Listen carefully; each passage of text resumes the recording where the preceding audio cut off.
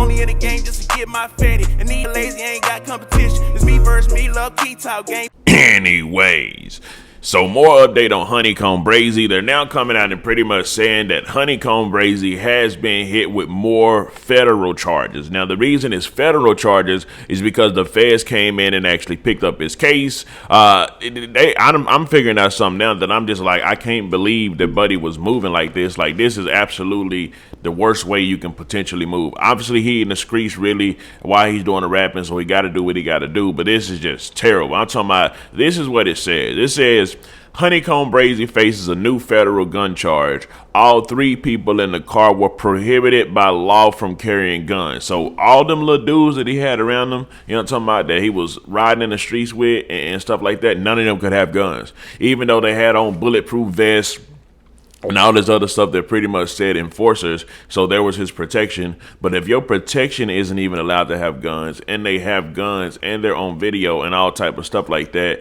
I don't know. That's just retarded. That's a dumb way to be moving. I'm not gonna lie to you, right? Then it also continues and says police also found Zaza in the ashtray and liquid medicine bottle that investigators believe could be syrup. So, and I guess that's why the feds pretty much came in and picked it up. Now this was probably gonna happen, right?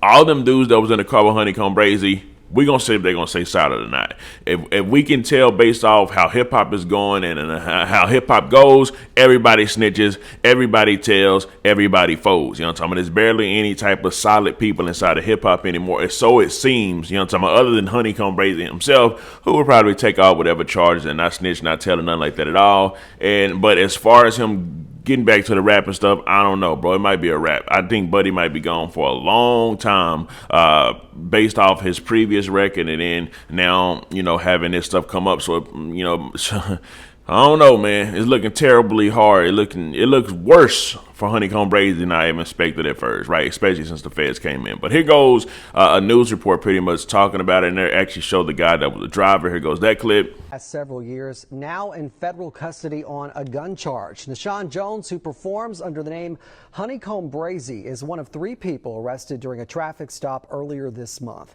Fox 10's Brendan Kirby is live at the Breaking News Center with more on this. Brendan, all of this starting at the W.K. Wilson Bridge on Interstate 65. Yeah, that's right, Lee. It was December 18th. The Mobile County Sheriff's deputy noticed that the sport utility vehicle had tinted windows, had pulled it over at exit 22 on I-65 in Crayola. Court records filed last week indicate that law enforcement officers found guns and drugs.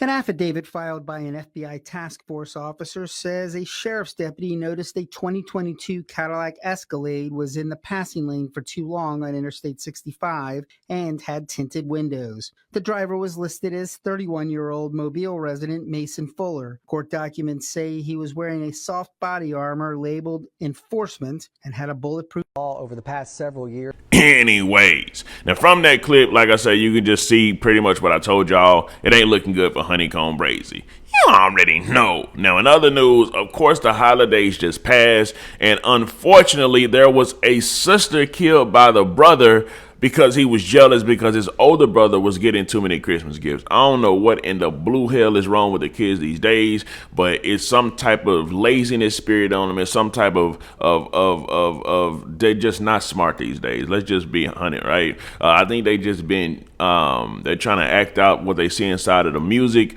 and it just don't work out for them. They all end up killing each other, dead, dying, and all these other in jail, all this other tragic stuff, right? Yes. Does the parents play a role in it?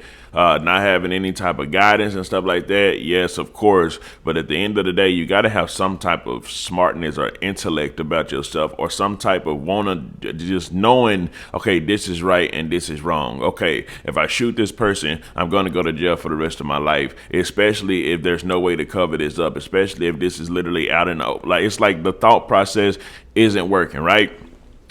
So I'm going to actually read y'all the story. It says, teen shoots kill sister in Largo during dispute over Christmas gifts. Yes, it's all over Christmas, right? It says, the Sheriff's County office says a family dispute over a Christmas gift ended with the death of a young mother in Largo on Christmas Eve. Sheriff Bob Goltetti says the ordeal began as the family was out Christmas shopping Sunday night. It says Goltetti says DeMarcus Coley, 14, was upset that his brother Darkest, oh my goodness, so it's a DeMarcus and a Darkest. So remember, DeMarcus, Darkest, right? DeMarcus is upset. He's the 14-year-old. He was upset because Darkest Cooley, his 15-year-old brother, was getting more gifts than him. Here it goes. When the teens got back to their grandmother's house at 2357 22nd Avenue Southwest, the argument continued. While outside the home, it says Goltetti says, and obviously when I say Goltetti, that's the investigator, right?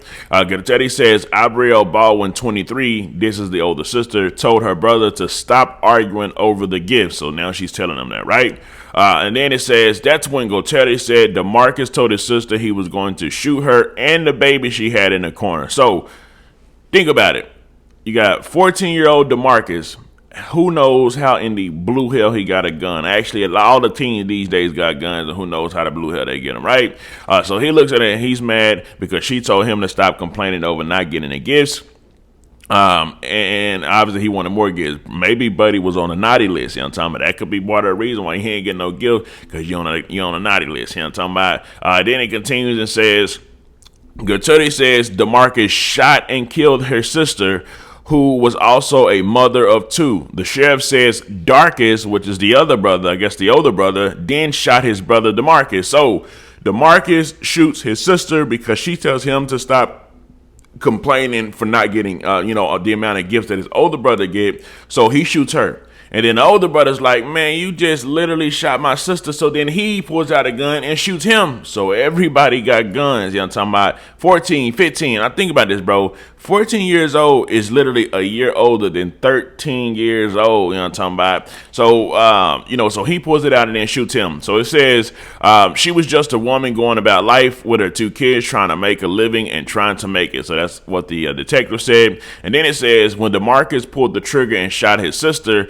deputy said it sent Baldwin's 11-month-old son falling to the ground. So the baby fell to the ground, but the baby did survive. It's not like the baby was hurt because it was inside of the little carrier for the baby. So, and then it continues and says DeMarcus Coley is in stable condition. So DeMarcus,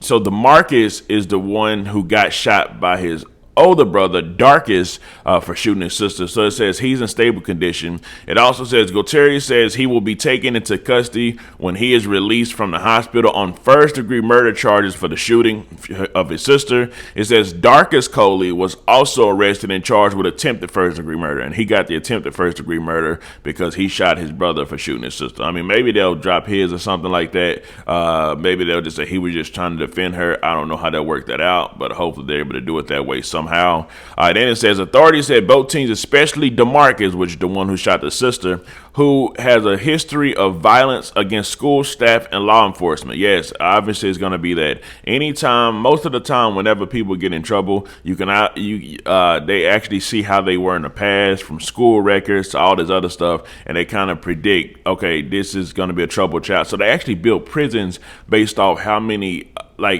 there's some kind of a school to prison pipeline where they actually base the amount of prisons they're going to build on the amount of people that actually don't graduate, the amount of people that get in trouble a lot within the school system. So they literally, in a way, I guess you could say they're building a personal prison for that person. But that's actually something that they do. They use those statistics from then to build prisons and stuff for the future, right?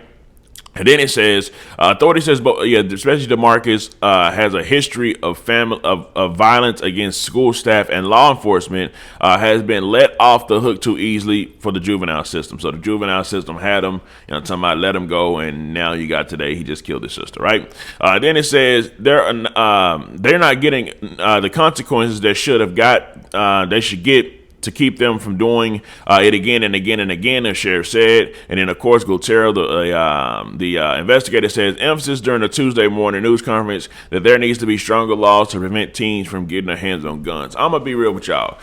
Whenever he says stronger laws to prevent teens from getting their hands on guns, there's absolutely nothing you can do to prevent it. It's going to happen either way it goes, right? If they're in the streets, they're going to somehow get them. You know what I'm talking about? Who knows? Maybe the guns are being dropped off in the hood from the trains like they do overseas and in the hoods overseas, stuff like that, right? Because somehow, some way, all the guns, I'm talking about you got military-grade guns all throughout the hood.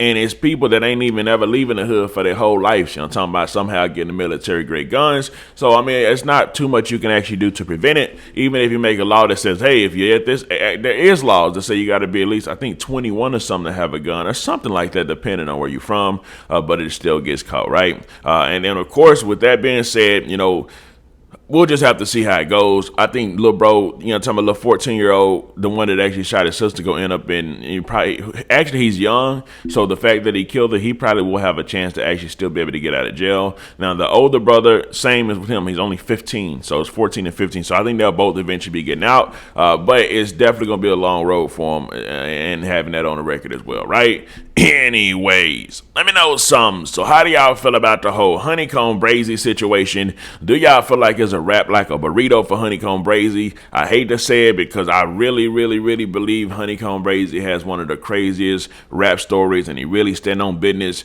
But, you know, if you can't stay out of trouble, you know what I'm talking about, and you can't move correctly and you keep getting in trouble and you can't even... He wasn't even out a month. So, I mean, it just makes you kind of lose hope. Like, dang. Now, the story will still be good. You know, somebody that do a movie on him or something like that, that'll still be good. But as far as his career, this is career-ending stuff right here, right? Anyways, let me know something. Comment down below. Let me know what you think about this entire ordeal. I'm out.